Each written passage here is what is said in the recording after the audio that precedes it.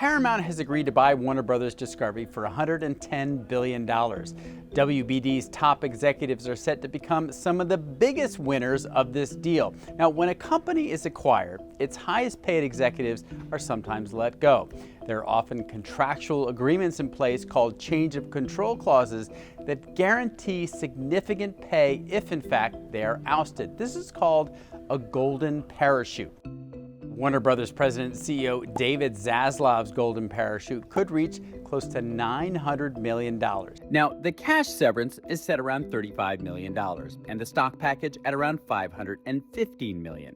But the company says it could also give Zaslav another $335 million in tax reimbursements. There's a special tax law called the excessive golden parachute tax. Now, this is an excise tax on any golden parachute that is more than 3 times the base salary of an executive. So if you make $1 million on a typical year and your golden parachute is more than $3 million, you pay a 20% tax on that.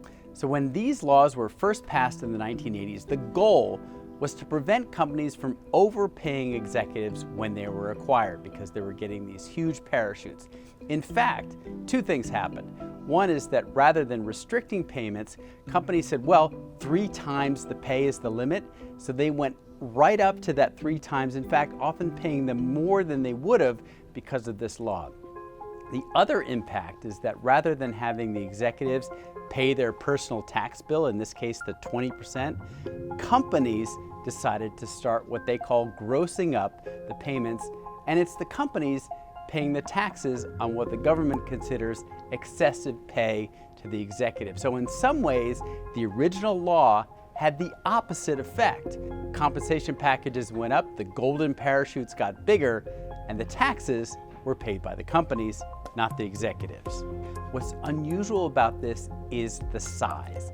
The company is not only giving him $500 million to leave, he's also getting his tax bill paid for by the company and therefore paid for by the shareholders. In this case, the new shareholders or the acquiring company, Paramount.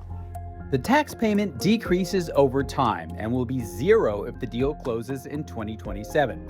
That would bring the value of Zaslav's total payment down to only around $660 million.